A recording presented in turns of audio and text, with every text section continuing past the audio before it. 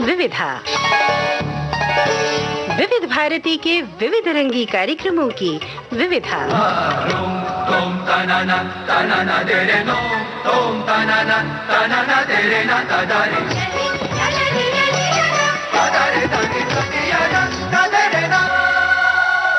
विविधा के सभी सुनने वालों को यूनुस खान का नमस्कार। बेसन की सूंधी रोटी पर खट्टी चटनी जैसी माँ, याद आती है चौका बासन चिमटा फुकनी जैसी माँ, आधी सोई आधी जागी थकी दोपहरी जैसी माँ। या फिर कभी बादल कभी कश्ती कभी गर्दाब लगे, वो बदन जब भी सजे कोई नया ख्वाब लगे। या फिर मुंह की बात सुने हर कोई, दिल के दर्द को जाने कौन, आवाजों के बाजारों में खामोशी पहचाने कौन।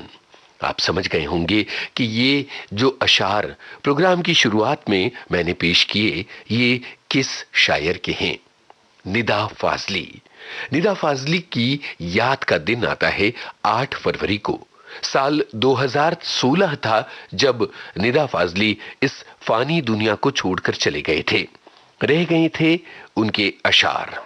निदा फाजली कहते हैं, अपना गम लेके कहीं और न जाया जाए, घर में बिखरी हुई चीजों को सजाया जाए, और बाग में जाने के आदाब हुआ करते हैं, किसी तितली को न फूलों से उड़ाया जाए। निदा फाजली का एक दिलचस्प इंटरव्यू हमारे पास है जो हमने अपने संग्रहालय से निकाला है, खास आपके लिए निदा साहब की याद में।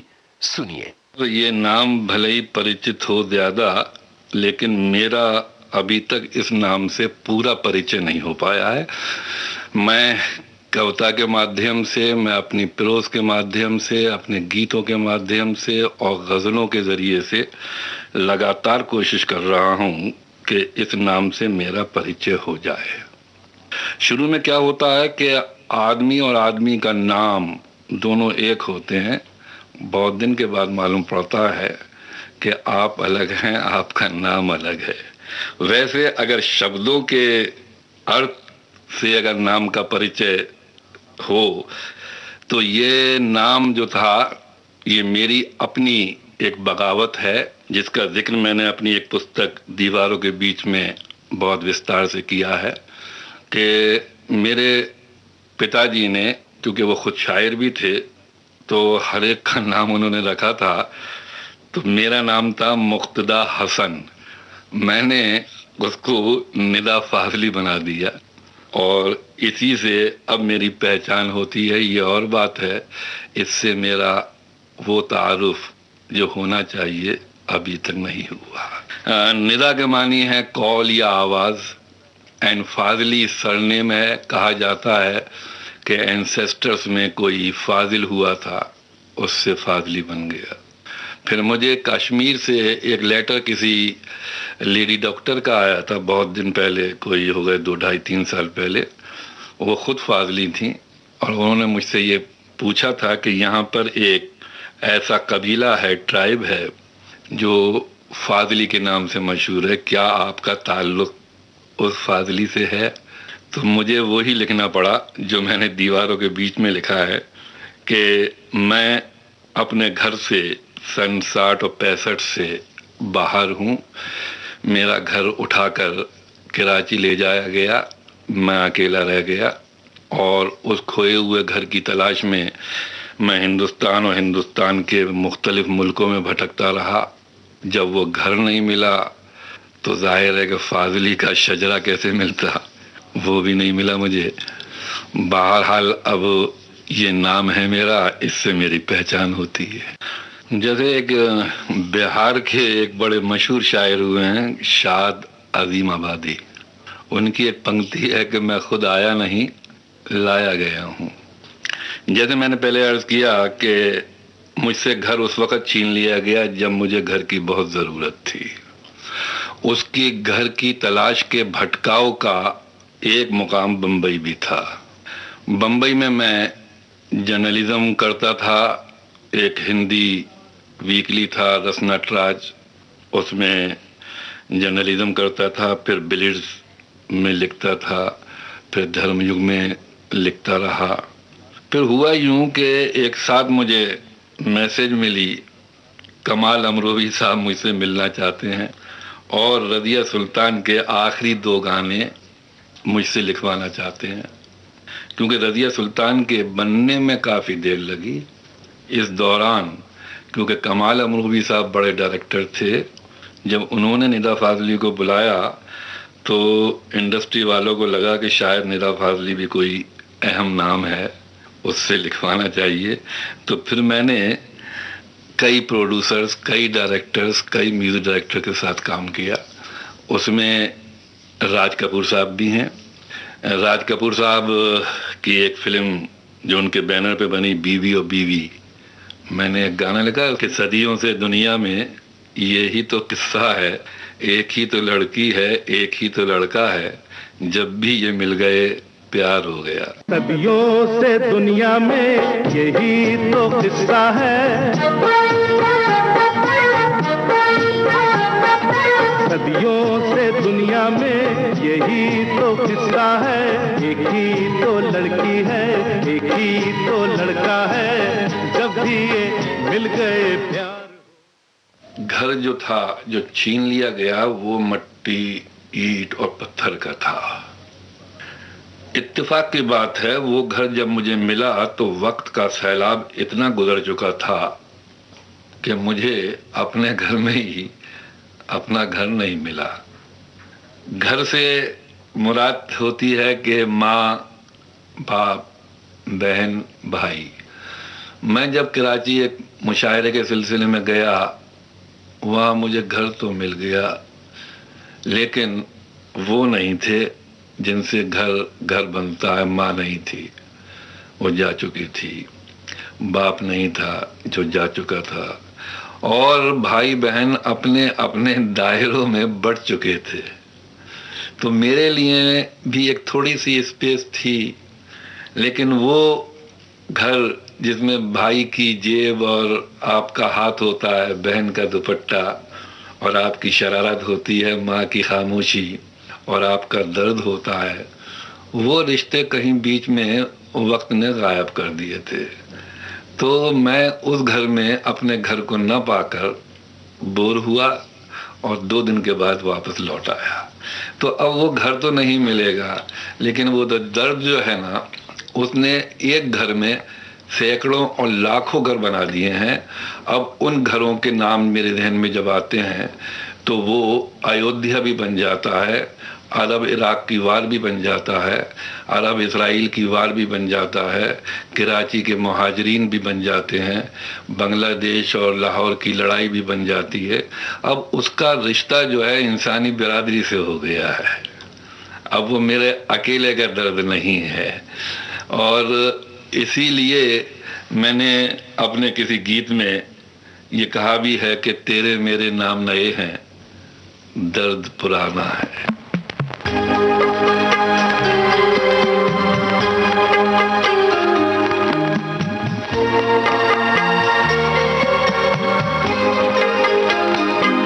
हर जगह बेशुमार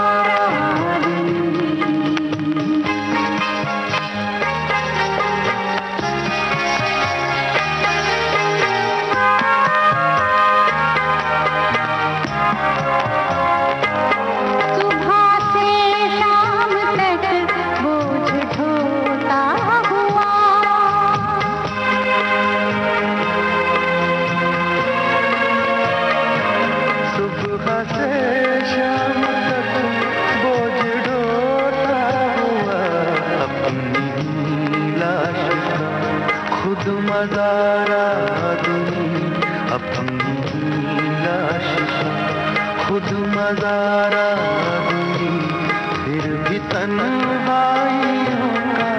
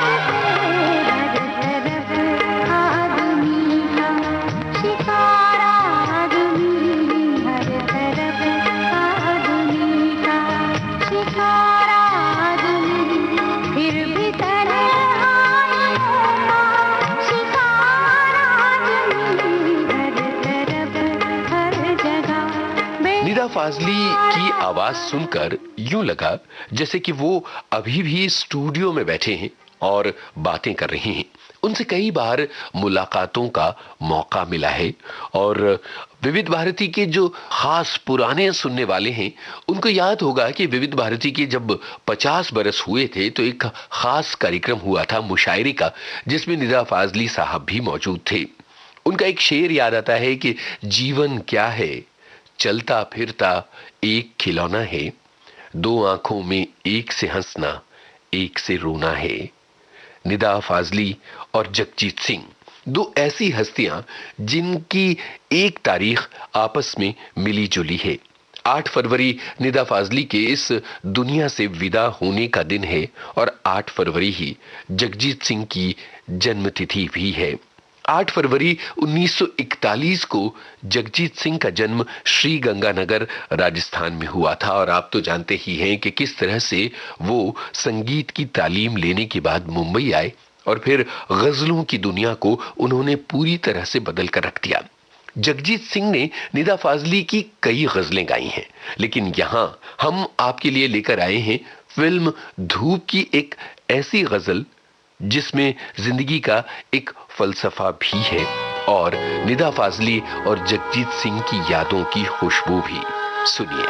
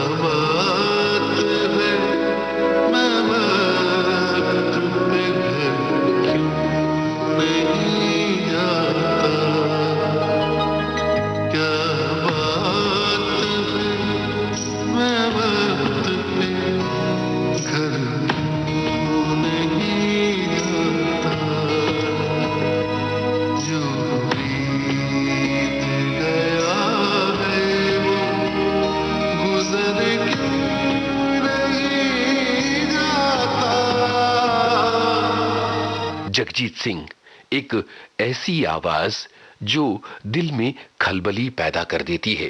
ये रूह को छूने वाली आवाज है। जगजीत कहीं नहीं गए, बल्कि वो अपनी आवाज के रूप में इस दुनिया में हैं और रहेंगे। कलाकार चले जाते हैं पर उनकी यादें बाकी रहती हैं। आप देखिए ना, 4 फरवरी की तारीख बड़ी महत्वपूर्ण है। ये किसी कलाकार से जुड़ी तारीख हो भी सकती है, लेकिन यहां 4 फरवरी का जिक्र हम कर रहे हैं फिल्म पाकीज़ा के नाम। 4 फरवरी 1972 को फिल्म पाकीज़ा रिलीज हुई थी। सलीम, तुम मुझे जहां भी ले जाओगे, मेरी बदनामी मुझे ढूंढ ही लेगी। मेरा ये दुश्मन आसमान कहीं खत्म नहीं होगा। तुम मुझे कहाँ छिपाने लिए जा रहे हो? वहां जहां तुम्हारा आसमान खत्म हो जाता है। सलाम अलैकुम। वालेकुम अस्सलाम। फरमाइए। मैं इनसे निकाह करने आया हूँ। जज़ाकल्लाह। हज़रात जरा इस निकाह में शरीक हो जाइए। फिल्म पाकीज़ा की शुरुआत 1955 में हुई थी। सन 1953 में कमाल अमरोही ने फिल्म दायरा बनाई थी जो खास चल नहीं पाई थी। उसके बाद कमाल अमरोही और मीना कुमारी दक्षिण भारत की यात्रा पर थे जब इस फिल्म की कहानी कमाल साहब के जहन में आई थी। फिल्म पाकीज़ा को उन्होंने बनाना शुरू भी किया, लेकिन फिर यह फिल्म रुक गई कई कारणों से और 1969 के आसपास कमाल अमरोही ने इसे दोबारा शुरू किया और इस फिल्म को रिलीज करने का सिलसिला भी शुरू हुआ और इस तरह से मराठा मंदिर थिएटर में मुंबई में 4 फरवरी 1972 को फिल्म बहुत तामझाम के साथ रिलीज हुई। ये मीना कुमारी की आखिरी फिल्म बन गई। 31 मार्च 1972 को यानी पाकीज़ा की रिलीज के कुछ ही दिनों के बाद मीना कुमारी इस दुनिया को छोड़कर चली गईं और जब मीना कुमारी का निधन हुआ उसके बाद लोग पाकीज़ा देखने के लिए टूट पड़े। फिल्म पाकीज़ा के लिए बतौर संगीतकार चुनाव गुलाम मोहम्मद का किया गया था, लेकिन फिल्म का बनना इतना लंबा खिंच गया कि इस बीच में गुलाम मोहम्मद की सांसों का खजाना खत्म हो गया। वो इस दुनिया को छोड़कर चले गए। अब सवाल ये था कि पाकीज़ा पूरी कैसे होती। इस फिल्म के बैकग्राउंड म्यूजिक की जिम्मेदारी दी गई संगीतकार नौशाद को। यहां दिलचस्प बात यह कि संगीतकार गुलाम मोहम्मद बरसों बरस संगीतकार नौशाद के सहायक के रूप में काम करते रहे। एक तरह से एक कर्ज अदा किया नौशाद ने और गुलाम मोहम्मद के अधूरे काम को पूरा किया। फिल्म पाकीज़ा का बैकग्राउंड म्यूजिक भी दिया और कुछ ठुमरियां इस फिल्म में स्क्रिप्ट के मुताबिक जोड़ी। यहां आपके लिए फिल्म पाकीज़ा का ये गाना। इन्हीं लोगों ने इन्हीं लोगों ने इन्हीं लोगों ने इन्हीं लोगों ने ले लेना दुपट्टा मेरा। इन्हीं लोगों ने ले लेना दुपट्टा मेरा।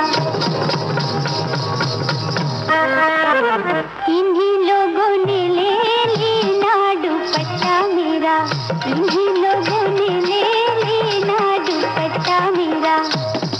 फिल्म पाकीज़ा का ये गीत आपने सुना। किसी भी फिल्म के संगीत में साजिंदों की बड़ी महत्वपूर्ण भूमिका होती है। हिंदी सिनेमा ने कई मशहूर साजिंदे दिए हैं। दिलचस्प बात यह है कि शास्त्रीय संगीत की दुनिया की कई महत्वपूर्ण हस्तियां हिंदी फिल्मी गानों में अपने साजों का कमाल दिखाती आई हैं। विविधा के पुराने अंकों में हमने जिक्र किया है पंडित शिव कुमार शर्मा का, पंडित हरिप्रसाद चौरसिया का, उस्ताद रईस खान साहब का और आज जिक्र पंडित राम नारायण का।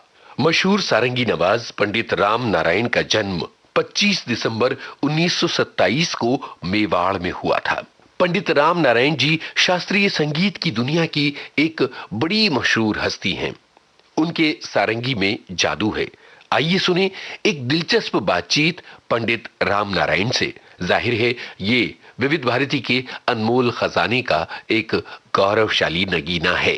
पंडित जी नमस्कार। नमस्कार जी। तो मेरा पहला सवाल पंडित जी आपसे यही होगा कि ये सारंगी का जब आप सारंगी की जब शिक्षा ले रहे थे, जब सीख रहे थे, तो आपने रागों का और ये सब अभ्यास करते रहे, लेकिन ये फिल्म संगीत और फिल्मों से जुड़ना ये कब हुआ? सबसे पहले तो विविध भारती के श्रोताओं को मैं अपना प्यार भरा नमस्कार कहता हूं और उम्मीद करता हूं कि ये प्रोग्राम बहुत प्यार से, आदर से, समझ के साथ सुना जाएगा। संगीत के प्रकार कई एक हैं, लेकिन मेरा मानना ऐसा है कि ये यूनिवर्सल स्पिरिचुअल लैंग्वेज है, विश्व भाषा है। ये विश्व भाषा है और आध्यात्मिक है। आध्यात्मिक है और कोई भी जगह का संगीत वो इससे बच के जा नहीं सकता, क्योंकि हर एक संगीतकार को इस रास्ते पे ही आना पड़ेगा। जी। हमारे यहाँ ऋषि मुनियों ने और बड़े बड़े विद्वानों ने और देवी देवताओं ने भी इसके गुण गाए हैं, संगीत के गुण गाए हैं। तो ये भाषा बहुत उच्च कोटि की स्पिरिचुअल भाषा है। आप कुछ मंत्र पढ़ें और किसी भी किस्म की कोई धार्मिक चीज़ पढ़ें या किसी इंस्ट्रक्शन को फॉलो करें, गीता की हो, रामायण की हो, वैदिक काल की हो, वेदों की बात हो, वो भी जब तक संगीत में नहीं हो तो उसका आनंद नहीं आता जी। तो ये देवी देवताओं की भी भाषा है और उन्होंने भी गा के ही बात कही थी। सारंगी वाद्य, ये बाजा ऐसा माना जाता है और हमको एग्री करना पड़ेगा कि रावण ने बनाया था। और रावण ने इसलिए बनाया था कि वो जो स्तोत्र लिखते थे शिव जी के लिए, उसमें संगीत के अलावा ताल भी होती थी।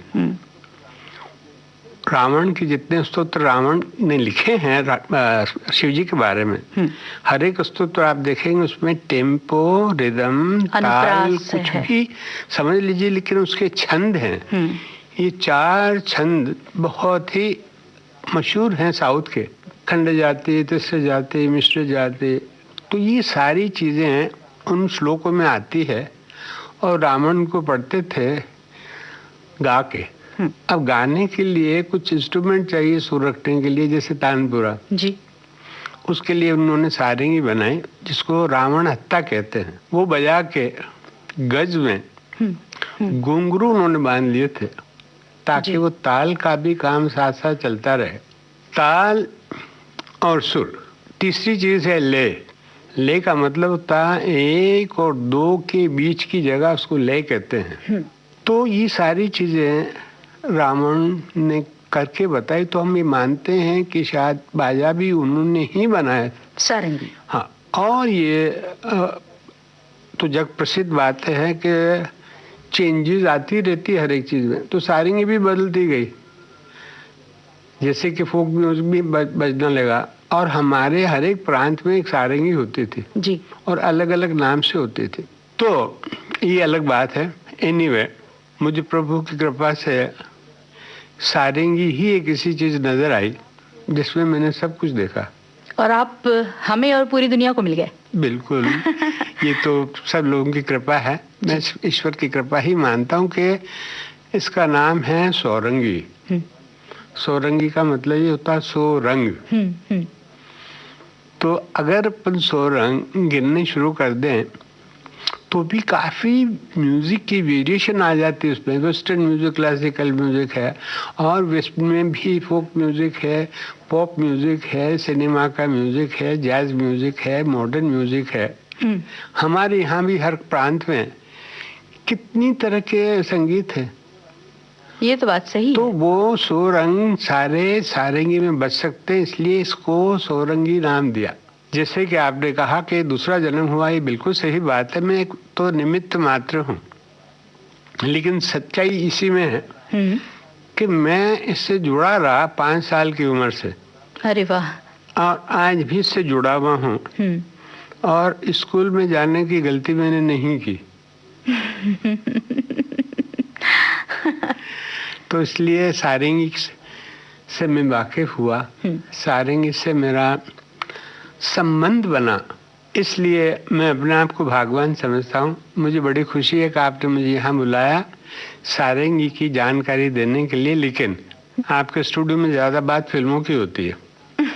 क्योंकि ये विविध भारती है, कमर्शियल चैनल है और फिल्मों से ज्यादातर जुड़ा हुआ है। और हम आपसे यही जानना चाहेंगे कि आपकी जो करियर की बात जो शास्त्रीय संगीत के साथ और उसके समांतर फिल्मों के साथ भी जुड़ी रही, वो बातें आज हमें बताएं। मैं जरूर बताऊंगा। मैंने तो कहा ना कि ये इंटरनेशनल भाषा है, तो फिल्म का म्यूजिक भी म्यूजिक ही है ना जी, और वो म्यूजिक भी अच्छा म्यूजिक है। और फॉर्चुनेटली मेरे भाग्य अच्छे थे कि जिस वक्त मैं इंटर हुआ इस लाइन में, तो उस वक्त भी इसमें क्वालिफाइड और मैसेज देने वाले लोग थे। संगीत के माध्यम से भी, फिल्म बनाने के माध्यम से भी, लिखने वालों के माध्यम से भी, गाने वाले के माध्यम से भी, इंस्ट्रूमेंटलिस्ट लोगों के माध्यम से भी, इसमें बहुत कंट्रीब्यूशन बहुत लोगों का है। मतलब समाज को दिशा देने का काम फिल्मों का उस समय होता था। फिल्मों के जरिए समाज को एक दर्शन कराना संगीत के और पोइट्री के। तो इसलिए ये फिल्म को भी मैं बहुत अच्छा माध्यम समझता हूँ और बहुत इसका कंट्रीब्यूशन भी है।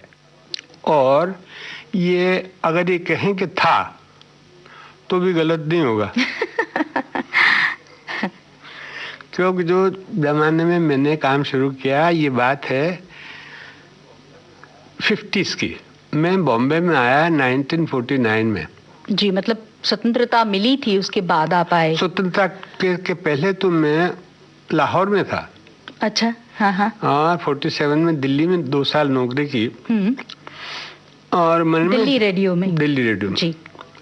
उसके बाद मैं बॉम्बे आ गया, मुझे बुलाया गया। ये लोग थे हीराबाई बड़ौतीकर, ओंकार नाथ ठाकुर, पंडित कृष्णाराव शंकर पंडित, सुरेश बाबू माने, ये हीराबाई के भाई थे। इन सब, गंगूबाई, इन सब लोगों ने कहा बम्बई में आ जाइए। तो मैं आ गया। 1 साल तक इन लोगों के साथ संगत करता था। जैसे जैसे इनमें से कुछ लोग नहीं रहे या किसी ने गाना छोड़ दिया उम्र की वजह से, तो वो सिलसिला मेरा एक कॉम्प्लीमेंट का जो था वो कम हो गया। सोर्स ऑफ इनकम फिर एक ही जगह थी, फिल्मों में। तो मुझे किसी साहब ने सबसे पहले रोशन म्यूजिक डायरेक्टर से मिलवाया। रोशन जी। तो रोशन जब बात करते थे तो ऐसा लगता था कि बहुत प्राउड, बहुत अकड़ू आदमी है। तो एक साहब मुझे उनके पास लेके गए तो उन्होंने फौरन कहा कि राम नारायण हैं, दिल्ली से आए हैं, बहुत अच्छा बजाते हैं वगैरह वगैरह।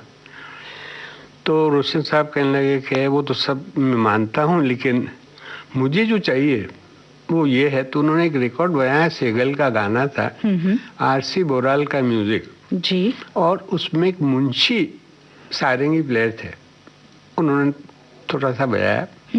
वो स्टाइल रोशन को पसंद था। तो मुझे रोशन ने कहा कि आप तो अच्छा ही बजाते हैं, लेकिन मुझे ये चाहिए। मैंने कहा ठीक है। तो उसने कहा कि मुकेश के ऑफिस में महालक्ष्मी फेमस में आप कल 2 बजे आ जाइए। आधा पौना घंटा में लेट हो गया। तो रोशन मुझे कहने लगा कि 2 बजे का टाइम था, ये कोई आने का टाइम है। तो मैंने कुछ नहीं कहा। फिर वो अपने कमरे में ले गए। वहाँ हारमोनियम पे बैठ के मैंने इंस्ट्रूमेंट अपना ट्यून किया और मैंने उनसे कहा कि आपने गाना कौन सा बनाया जो मुझे बजाना है जी। तो उन्होंने गाना गा के सुनाया, दिल तुझे दिया था रखने को जी, तूने दिल को जला कर रख दिया। तो जो स्टाइल सारंगी का उनको चाहिए था, मैंने वैसे ही वो शुरू किया। दुखते हुए अंगूठे के साथ, दुखते हुए अंगूठे के साथ, दुखते हुए हालातों के साथ। और दिल भी दुख रहा था। दिल भी दुख रहा था। और ये भी नहीं अच्छा लग रहा था कि मैं कुर्सी पे बैठ के सारंगी बजा रहा हूँ जी। बहुत सही। लेकिन रोशन क्योंकि विद्वान थे, विद्वान से मेरा मतलब है संगीत की शिक्षा उनको मिली हुई थी, इसलिए 3-4 सुर मेरे सुन के बाजा छोड़ के बच्चों की तरह रोने लगे और मेरे पैर पकड़ लिए। ओह, हाँ। कि मेरी गलती हो गई है, मैंने आपको समझा नहीं, पहचाना नहीं, मुझे मालूम नहीं था आप किस डिग्री का आर्टिस्ट है। फिर मैंने भी रुमाल खोल के अंगूठा बताया। फिर मैंने कहा कि टैक्सी के पैसे नहीं थे, तो जोर से चिल्लाया, मुकेश मुकेश मुकेश। मुकेश आ गया, कितने पैसे तुम्हारे पर्स में? तो 200-250 रुपए थे, इनको दे दो फौरन से। मैंने कहा यार नहीं चाहिए मुझे पैसे, लेकिन कहने लगे नहीं ये तो रख ही लो। पंडित राम नारायण शास्त्रीय संगीत की दुनिया की एक बड़ी हस्ती, और आपके जहन में ये भी सवाल गूंज रहा होगा कि किन फिल्मी गानों में पंडित राम नारायण की सारंगी सुनाई देती है। अब सभी गाने तो यहां नहीं सुनवा सकते ना, लेकिन जरा फिल्म गंगा जमुना के इस गाने का अंश और गौर कीजिए सारंगी पर।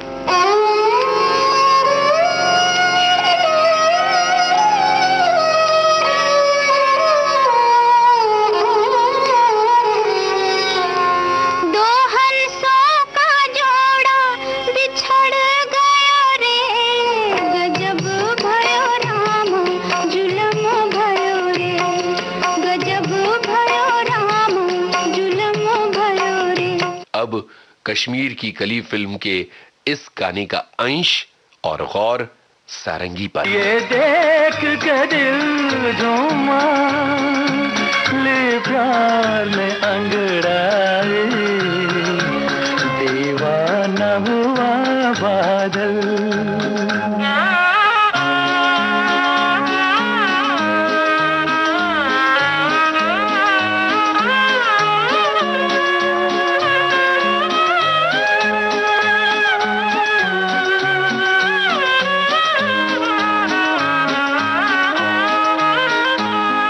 विविधा के इस अंक में हमने पंडित राम नारायण जी से एक दिलचस्प बातचीत आपको सुनवाई और कुछ फिल्मी गीतों के अंश सुनवाए जिनमें उनका सारंगी सुनाई पड़ता है। विविधा में एक रवायत है उन फिल्मी या गैर फिल्मी हस्तियों को याद करने की जिनकी जन्म तिथि या पुण्यतिथि हाल के दिनों में पड़ती है। 6 फरवरी को होता है जाने माने लेखक और फिल्मकार ऋत्विक घटक की याद का दिन। आपको बता दें कि ऋत्विक घटक ने न केवल हिंदी की कुछ फिल्मों की कहानियां और स्क्रिप्ट लिखी, बल्कि वो बांग्ला सिनेमा के एक बहुत ही महत्वपूर्ण निर्देशक रहे हैं। सन 1952 में उन्होंने एक बहुत महत्वपूर्ण फिल्म बनाई थी, नागरिक। सन 1958 में उनकी फिल्म अजांत्रिक आई। वैसे मेघे ढाका तारा जो सन 1960 में आई थी, ऋत्विक घटक की सर्वश्रेष्ठ फिल्म मानी जाती है। पर क्या आपको पता है कि फिल्म मुसाफिर, जिसके जरिए ऋषिकेश मुखर्जी ने निर्देशन की दुनिया में अपना कदम रखा, उस फिल्म की स्क्रिप्ट ऋत्विक घटक ने लिखी थी। और बिमल रॉय की जानी मानी फिल्म मधुमती की कहानी भी ऋत्विक घटक की ही थी। तो ऋत्विक घटक को सलाम करते हैं और सुनते हैं फिल्म मधुमती का ये गाना। सुहाना सफर और ये मौसम हसी, सुहाना सफर और ये मौसम हसी, हमें डर है हम खो न जाए कहीं, सुहाना सफर और ये मौसम हसी।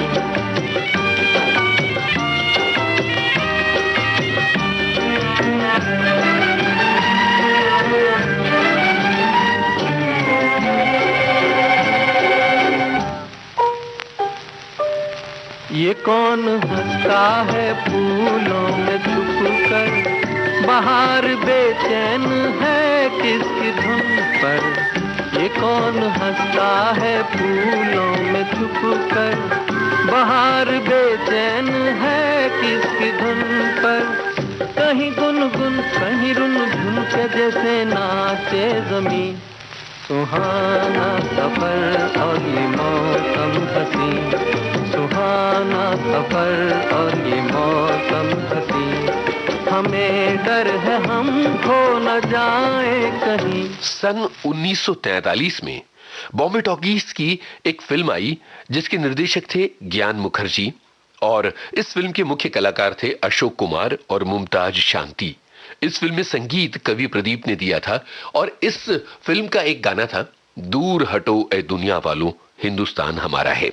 आपको बता दें सन 1942 में मुंबई के ग्वालिया टैंक मैदान से महात्मा गांधी ने अंग्रेजों भारत छोड़ो का नारा दिया था और पूरे देश में जैसे आग लग गई थी। भारत को आजाद कराने की चेतना का प्रसार हुआ और लोग आंदोलन में जुट गए थे। इस जन चेतना, आक्रोश और आंदोलन के माहौल में फिल्म किस्मत आ रही थी। इस फिल्म में निर्माता निर्देशक ने जानबूझकर एक गाने का समावेश किया जिसके बोल थे, दूर हटो ए दुनिया वालों हिंदुस्तान हमारा है। और फिर तो बस ये गाना युवाओं की आवाज बन गया था। भारत छोड़ो आंदोलन की रैलियां निकलती तो नौजवान इस गाने को गुनगुनाया करते थे। अंग्रेज सरकार को जब पता चला तो वो कवि प्रदीप की खोज में जुट गई थी। इस तरह से कवि प्रदीप के इस गाने ने भारतीय समाज पर और उस समय के हालात पर गहरा असर डाला था। ऐसे थे गीतकार कवि प्रदीप। दरअसल सन 2015 में कवि प्रदीप इस नश्वर संसार से विदा लेकर चले गए थे। रह गईं उनकी यादें, उनका लिखा हुआ, उनके गाने। कवि प्रदीप को याद कर रही हैं उनकी बेटी मितुल प्रदीप। और ये रिकॉर्डिंग हमने हासिल की है अपने संग्रहालय से। मितुल जी, हम कवि प्रदीप को याद कर रहे हैं और ये याद कर रहे हैं कि ऐ मेरे वतन के लोगों गाने का सफर जो है वो 50 साल पूरे कर चुका है। आप इस गाने से जुड़ी कौन सी बातें हमें बताना चाहेंगी, इस गाने के बनने से जुड़ी? इस गाने के बनने के समय पे मैं तो छोटी थी, लेकिन जैसे परिवार में बातें होती रहती हैं और मेरे बापू कवि प्रदीप जी हमको बताते रहते थे कि कैसे इस गाने का उनको विचार आया, किस प्रकार से उन्होंने इस गाने को लिखा और क्या उनके मन में कैसी भावनाएं थी उस वक्त, वो सब मैं आपके साथ शेयर करना चाहती हूँ। बिल्कुल। आपको एक बात तो मैं पहले ही बता दूं कि मेरे बापू, मेरे पिता एक हमेशा से ही देश प्रेमी पैट्रियट पर्सन रहे और उनके मन में हमेशा देश के प्रति एक ऐसा प्रेम रहा कि जहां सभी चीजों से ऊपर बढ़ के अपना देश, अपना भारत। जी, तभी उन्होंने दूर हटो ए दुनिया वालों जैसा गाना लिखा। सही बात है। ये उस वक्त की बात है जब क्विट इंडिया मूवमेंट शुरू हुई थी और उसी वक्त से उन्होंने ये गाना लिखा था। और खैर ये उनकी, जैसे मैंने कहा कि उनकी हमेशा जीवन में महत्व का कोई विचार या कोई चीज रही तो देश प्रेम है। तो इसी बात को आगे बढ़ाते मैं आपको बताऊं कि जब चाइना के साथ अपनी भारत की वॉर या ये कहे कि चाइनीज एग्रेशन हुआ और तब हमारी जो स्थिति थी भारत में, एक बहुत ही इमोशनल टर्ब्यूलेंट पूरा वातावरण था, क्योंकि चाइना ने अपने को अटैक करके हमारे साथ धोखा किया था और उस धोखे के कारण हमारी जो सेना जो बहुत बहादुरी से लड़ी, लेकिन उसकी हानि भी बहुत हुई और उसमें भारत देश में एक पूरा एक सन्नाटा सा, एक मायूसी और एक ऐसी मन में दुख की भावना सभी भारतीयों में थी। उसमें नेता भी थे, जनता भी थी और उसमें कवि हृदय, कवि प्रदीप का हृदय हमेशा एक बात सोचता था कि हमारी हिफाजत के लिए, हमारी रक्षा के लिए जो जवान, जो हमारी सैन्य के हमारे जवान हैं, वो हमारी रक्षा करते हैं। हम घर में बैठे रहते हैं और जब वॉर पूरी हो जाती है, जब लड़ाई खत्म हो जाती है, तब हार जीत की बात होती है, लेकिन उनका क्या, उनके परिवारों का क्या, जो जवान लौट के घर नहीं गए, जो जवान हमारे लिए शहीदी प्राप्त करके वहां पर ही सो गए, उनका क्या, उनके बारे में ही सोच उनकी जो थी हमेशा मन में एक मंडराती रहती थी, मन में एक हमेशा एक दुख रहता था।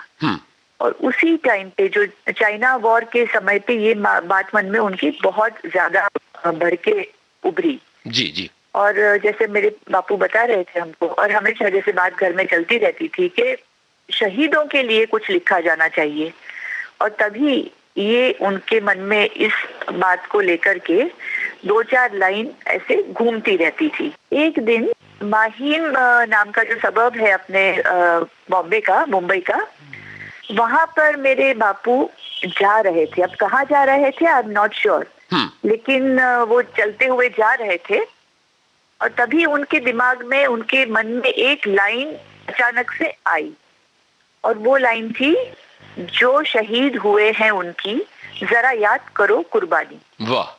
अब जैसे ही ये लाइन उनके दिमाग में कौंधी तो उनको ये लगा कि ये इमीडिएटली लिख लेना चाहिए, इसको फौरन कहीं पर उतार लेना चाहिए, क्योंकि जब तक मैं वापस लौटूंगा अपने विले पार्ले के घर तक, हो सकता है मेरे दिमाग में कुछ और बात आ जाए और मैं इस तरह का जो मेरा लाइन जो अभी मन में आ रही है, हो सकता है मैं भूल जाऊं। तो उन्होंने आसपास में देखा कि किसी के पास कोई कागज, कोई पेन, कुछ मिलेगा। और उनकी एक आदत मैं आपको ये बताऊं कि एक वो कवि थे, लेखक थे, फिर भी वो कभी भी कोई पैड या कागज या पेन लेके नहीं चलते थे। कोई उनके पास में पेंसिल पेन नहीं हुआ करती थी, वो उनकी एक आदत थी। तो उन्होंने पूछा आसपास में लोगों से, कोई भैया कुछ आपके पास लिखने के लिए मिलेगा? तो किसी ने कहा कि देखिए वहां पर एक पान वाले के गल्ला है, वहां दुकान है, वहां पूछ लीजिए, हो सकता है उसके पास कोई कागज पेन मिल जाए। वहां गए तो पान वाला बैठा हुआ था, बोले दादा मेरे पास कुछ नहीं है, भाई मेरे पास कुछ नहीं है, लेकिन मेरे पास सिगरेट के खाली पैकेट्स पड़े हुए हैं, क्या मैं आपको दे दूं? तो प्रदीप जी ने, मेरे बापू ने कहा ठीक है भाई दे दीजिए। उन्होंने वो सिगरेट का पैकेट लिया, पास में खड़े हुए कोई और सज्जन थे, उनके पास से एक पेन लिया और वहीं खड़े होकर के ये लाइन उन्होंने लिख दी, जो शहीद हुए हैं उनकी जरा याद करो कुर्बानी। जी। तो ये मैं बोल सकती हूँ कि ये गीत का जन्म ऐसे हुआ। जी जी। और बाद में जब वो घर लौटे शाम को, उन्होंने इसको आगे बढ़ाया और पूरी रात, जैसे वो खुद कहते थे कि मैं पूरी रात बैठा रहा क्योंकि एक लाइन आ गई और जो मेरे मन में विचार थे वो विचार का कोई तांता टूट ना जाए, कोई उसका सिरा ना छोड़ दूं, तो इसके लिए मैं लिखता रहा और सवेरे होने तक काफी कुछ उन्होंने लिख दिया। और एक गाने का इस प्रकार से ऐ मेरे वतन के लोगों का उस रात को जन्म हुआ। मितुल जी, जब लता जी ने इसे दिल्ली में गाया था, जब इसकी प्रस्तुति हुई थी, पंडित नेहरू वहाँ मौजूद थे, उस समय की कोई यादें हैं? हाँ, तो ये गीत का जन्म हुआ। उसके बाद में इस गीत को दिल्ली कैसे ले जाया गया, ये भी एक कहानी है। जैसे मैंने पहले कहा कि देश में पूरा एक मायूसी का माहौल था क्योंकि चाइना के साथ की वॉर में हमारी काफी हानि हुई थी। और जब 26 जनवरी की परेड होने वाली थी तब भी एक प्रकार की मायूसी थी। तो उस वक्त फिल्म इंडस्ट्री, भारतीय फिल्म इंडस्ट्री ने एक कार्यक्रम वहां पर ले जाने का सोचा था। उसमें फंड रेजिंग का भी वो कार्यक्रम था सेनाओं के लिए, अपने हमारे देश की सेनाओं के लिए। तो वो फंड रेजिंग कार्यक्रम के लिए यहाँ पर महबूब खान नाम बहुत बड़े प्रोड्यूसर थे, उन्होंने और दूसरे जो हेमंत कुमार जी थे और दिलीप कुमार थे, ऐसे सभी लोगों ने मिलकर के कार्यक्रम तय किया था जो दिल्ली में होने वाला था। सभी राइटरों से, कवियों से, लेखकों से कहा गया था कि आप अपनी रचनाएं दीजिए। कई फिल्मों में गाने आ चुके थे, ऐसे गाने और वगैरह लेके वहां पर एक ट्रूप जाने वाला था। महबूब खान साहब ने कवि प्रदीप जी से रिक्वेस्ट की, खुद आए थे घर पे उनके और कहा था कि प्रदीप जी आपकी तरफ से एक गीत जरूर होना चाहिए, आपका एक गीत वहां हम पेश करेंगे। तब ऐ मेरे वतन के लोगों का जैसे एक जन्म हो चुका था, लेकिन उसको संवारना बाकी था, उसको सजाना बाकी था।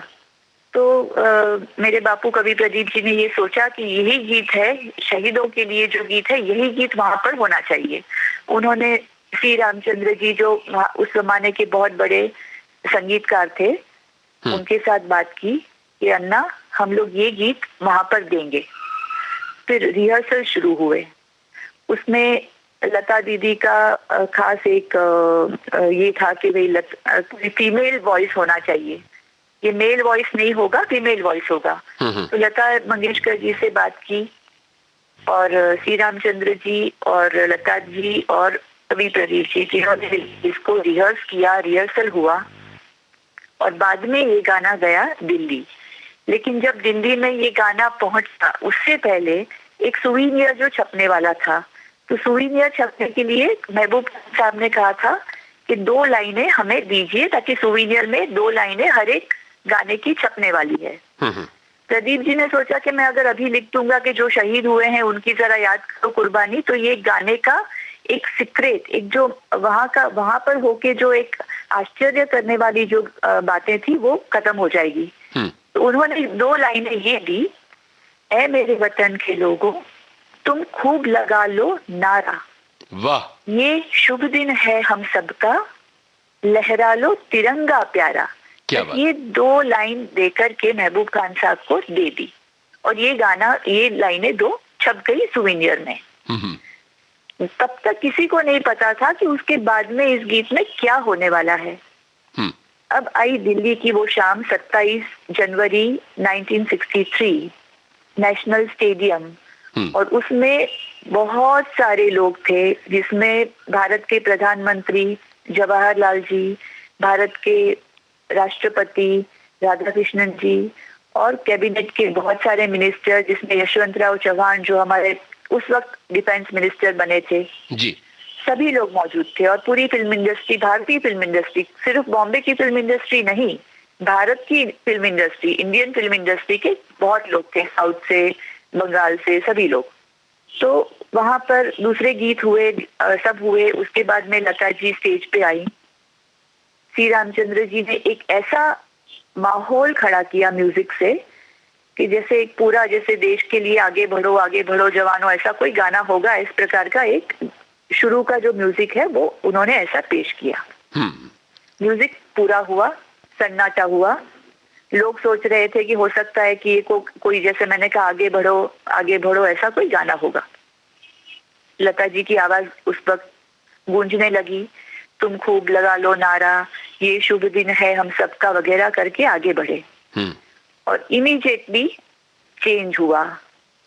पर मत भूलो सीमा पर वीरों ने है प्राण गवाए, याद उन्हें भी कर लो जो लौट के घर ना आए। और आप मानिए ये बात, और हमको ये बात बहुत लोगों ने कही कि जैसे ही ये मूड चेंज हुआ, पूरा वहां पर ऑडियंस था एकदम स्तब्ध होके पिन ड्रॉप साइलेंस में बैठ गया। जैसे किसी ने तो ये भी कहा कि सब लोग उठ खड़े हुए थे और सीधे जैसे अपने अंदर पहुंच गया, सभी लोगों के अंदर ये जो दो शब्द थे, जो लौट के घर ना आए, और पूरा सन्नाटा छा गया वहां पर। और फिर गीत आगे बढ़ा, ऐ मेरे वतन के लोगों जरा आंख में भर लो पानी, जो शहीद हुए हैं उनकी जरा याद करो कुर्बानी। एक के बाद एक अंतरे चलते गए, एक के बाद एक बातें बढ़ती गई, और एक के बाद एक जो परवान चढ़ता गया गीत। और ये बात हकीकत है कि प्रधानमंत्री नेहरू जी की आंखों में अश्रु थे। उसके अलावा वहां पर जितने लोग बैठे थे, एक भी इंसान वैसा नहीं था जिसकी आंखों में पानी ना हो, जिसको मन में एक दुख और एक टीस न भर गई हो। ये हकीकत है कि वहां बैठा हुआ पूरा ऑडियंस पूरा इसमें इन्वॉल्व होकर के मन के साथ अश्रु बहा रहा था। मितुल जी, आज 50 साल इस गीत के सफर को हो गए। जब प्रदीप जी थे, कभी उन्होंने ये बात शेयर की कि क्या उन्होंने ये सोच रखा होगा कि इस गाने का असर इतना व्यापक होगा और इसका सफर इतना लंबा हो सकता है? इतना लंबा सफर तो शायद उन्होंने सोचा था या नहीं सोचा था, लेकिन हाँ एक बात तो है कि उन्होंने जब ये गाना वहां पूरा हुआ और वहां पर पूछा गया कि कवि प्रदीप जी ये किसने लिखा है, नेहरू जी ने पूछा ये गाना किसने लिखा है, तो प्रदीप जी वहां मौजूद नहीं थे। और एक आश्चर्य की बात है कि उनको वहां पर इनवाइट नहीं किया गया था, जो भी कारण रहा हो। लेकिन बाद में प्रदीप जी के मन में कभी भी इस बात का कोई कचोट या दुख या ऐसा उन्होंने कभी दिखाया नहीं। हाँ, हो सकता है उनको जरूर इसमें बुरा लगा होगा, लेकिन उन्होंने कभी इस बात को जाहिर तौर पे नहीं कहा कि मुझे वहां नहीं बुलाया गया। ऑन द कॉन्ट्ररी उन्होंने हमेशा ये कहा कि डेस्टिनी है, जो भगवान करते हैं वो कुछ अच्छे के लिए करते हैं। और उनका मानना था कि वो अगर वहां गए होते तो बाद में नेहरू जी से जो उनकी लंबी बातें हुई मुंबई में 2 महीने के बाद, वो नहीं होती। और नेहरू जी के साथ खड़े होके सामने उनके सामने ये गीत गाया उन्होंने फिर से, बापू ने, ऐसा मौका नहीं आता। तो खैर उन्होंने ये बात तो सोची नहीं थी। ये तो 50 साल तो किसी भी गीत के होते हैं, ऐसा नहीं है, रचनाएं तो 50 साल की होती हैं, लेकिन लोकप्रियता हर एक दिल में, हर एक जुबान पे, कोई भी पीढ़ी का कोई भी व्यक्ति हो, आज का छोटा 8 साल या 10 साल का कोई बच्चा हो, उसने स्कूल में ये गीत ना गाया हो, ऐसा नहीं हो सकता। तो ये एक बहुत बड़ी उपलब्धि है।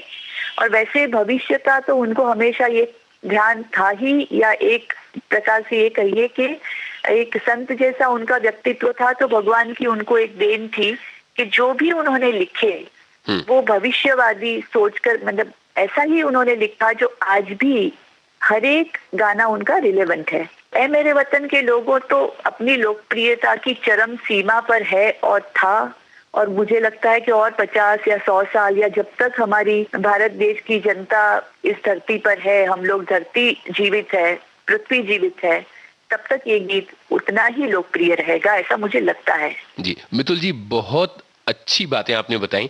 Thank you very much. Thank you जी।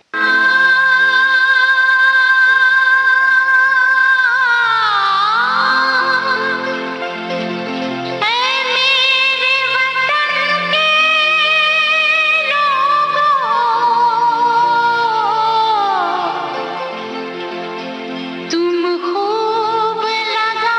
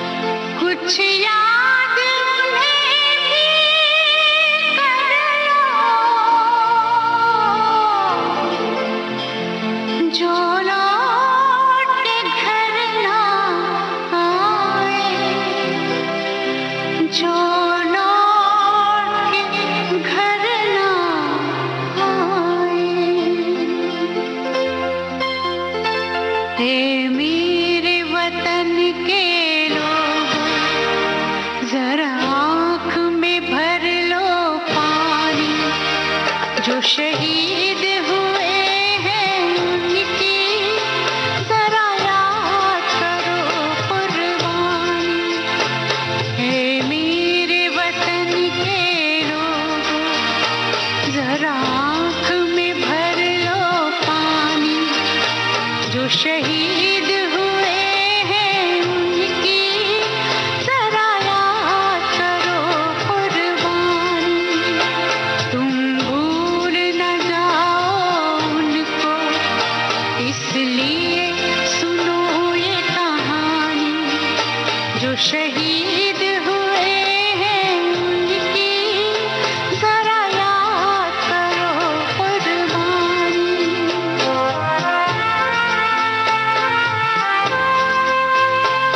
जब घायल हुआ हिमालय, खतरे में पड़ी आजादी, जब तक थी सांस लड़े वो, जब तक थी सांस लड़े वो, फिर अपनी लाश बिछा दी, संगीन पे धर कर माथा, सो गए अमर बलिदानी, जो शहीद हुए हैं उनकी जरा याद करो कुर्बानी।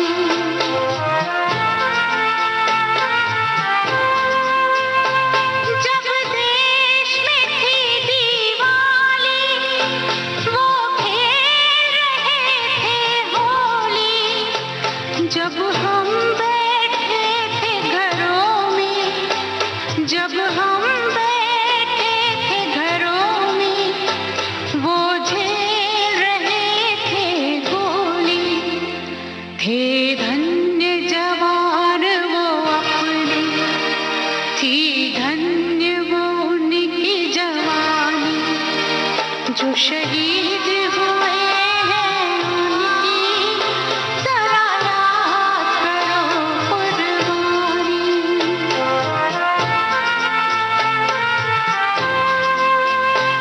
कोई सिख कोई जाट मराठा, कोई सिख कोई जाट मराठा, कोई गुरखा कोई मद्रासी, कोई गुरखा कोई मद्रासी, सरहद पर मरने वाला,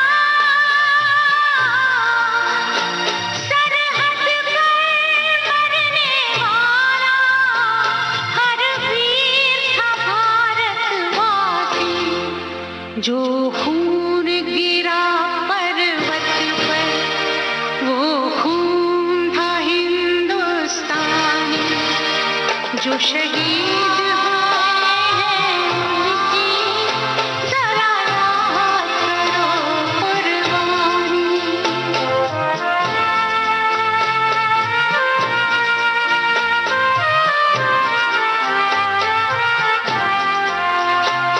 थी खून से लथपथ काया, फिर भी बंदूक उठा के 10-10 को एक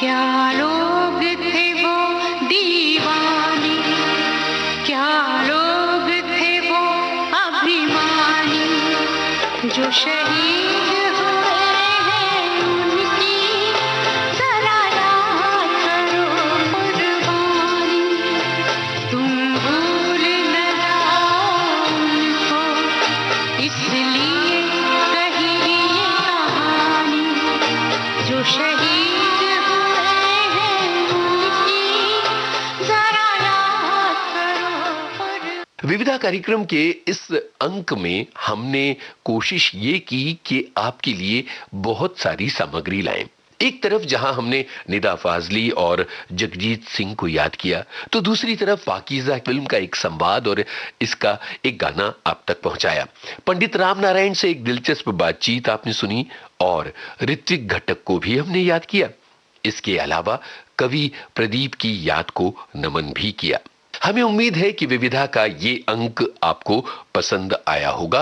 अब इजाजत दीजिए, क्योंकि अगले हफ्ते के लिए हमें अपने संग्रहालय के समंदर में डुबकी लगाकर निकालने हैं कुछ नगीने।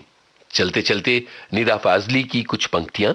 मैं रोया परदेस में भीगा मां का प्यार, दुख ने दुख से बात की, बिन चिट्ठी बिन तार, और छोटा करके देखिए जीवन का विस्तार, आंखों भर आकाश है बाहों भर संसार। चलने से पहले आपको बता दें, इस कार्यक्रम के प्रस्तुतकर्ता हर्षवर्धन गवई और मैं आपका निवेदक यूनुस खान। नमस्कार।